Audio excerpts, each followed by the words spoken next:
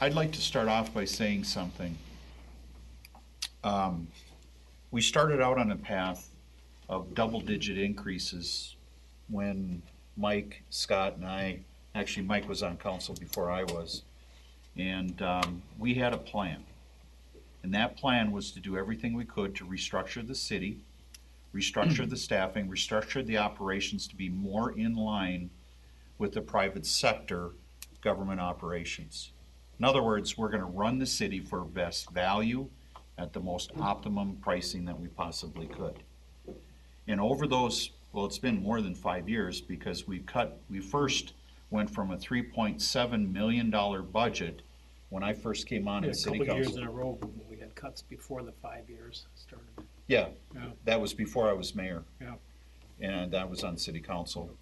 And so we held the levy at 0% for those first 2 years, and then we used that opportunity, and that's when I actually stepped in and was the interim city administrator and offered suggestions for restructuring and changes going forward.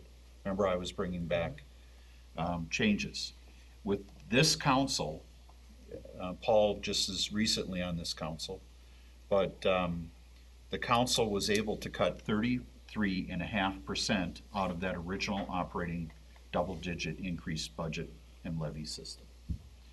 Based on that, then we had a goal amongst all us council members to have 0% levy increase with a goal of 5 years of holding that at 0%, looking at expenditures and going forward to make those charts what they are.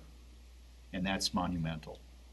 I mean, people just don't understand that, yes, operations have to work, and I'm gonna tell you something, that we have to thank not only the operations of all the council working together at making this work, but it's our staff. Staff under the leadership of Lauren, under the leadership of our city engineer, our finance people, AEM, and tell Scott that we just love him to death. It is Scott, right? Steve. Steve, I'm sorry, tell Steve. But no, those kinds of changes really helped our leadership make those directions and make those changes. And then the rest of the staff, and I'm not just standing up here grandstanding, I really truly believe that without this staff, this wouldn't have happened. So I want to thank the staff, I want to thank the rest of the city council members for making a goal come to reality. And hopefully we can continue on that legacy going forward. And that's how I honestly feel. Yeah, in 2011, your tax rate was 36.33%, and increasing at about 3% a year.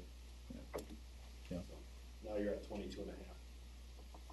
I think at the same time, Mark, a lot of the people that came in for budget meetings and stuff also realized what we were doing, so it helped them keep more in line also.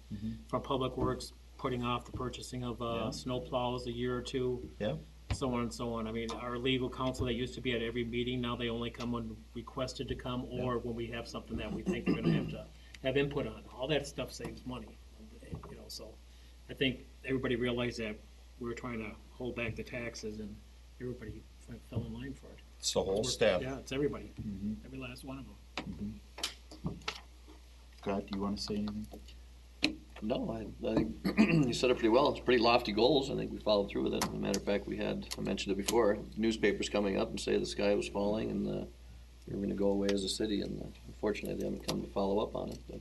Yeah, isn't that amazing how we had a Channel 5 news report that did this great thing when we first did the 18%.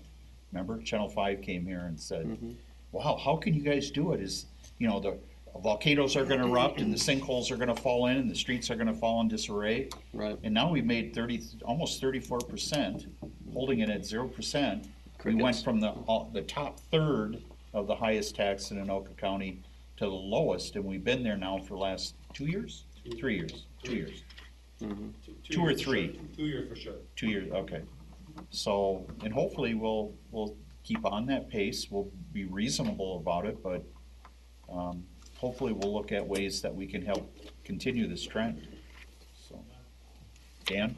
I guess the one thing I would like to mention, we didn't mention Rick Juba, who had a big hand in this, and Rick also brought into our organization using the city administrator slash planning Yeah. person, which Lauren has continued with, Mhm. which does also save quite a bit of money for the city. That's right. I don't know, I'm just proud of the city council, and I'm proud of the staff. I think that we're setting the example. I get people all the time on Facebook say, you know, I should move to Oak Grove because their taxes are going up. And I think that's really a tell. That's a real big tell. So who knows where we're gonna go, but we're not doing it unjustly. So it'd be different if we were just cutting and slashing, and Right. I wonder where Channel 5 would be now, huh? Come back and say, how did you actually do it, right? Maybe you should invite them to. No, I don't need any media out here. That's why I watch Carolyn. No, I'm just thankful that, you know, this is really a goal, and we all made it happen. It wasn't just one of us.